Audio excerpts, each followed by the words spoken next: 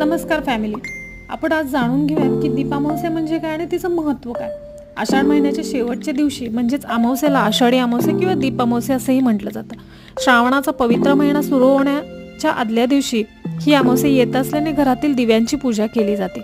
श्रावण महिन्यात वेगवेगळ्या सणांना वापरले जाणाऱ्या दिव्यांचा हा महिना सुरू होण्याआधी त्याची पूजा केली जाते.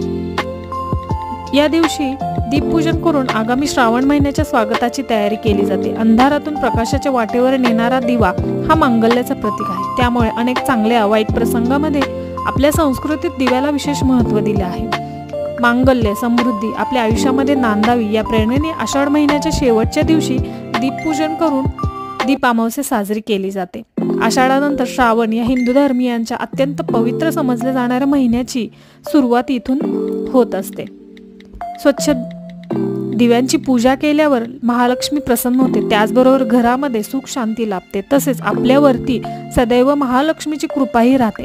आपल्या आयुष्यातील अज्ञानरूपी अंधकार व ज्ञानरूपी प्रकाश आपल्या आयुष्यात यावा यासाठी या दिव्यांची पूजा आपण करायला पाहिजे, असं आचार्य धानेरेकर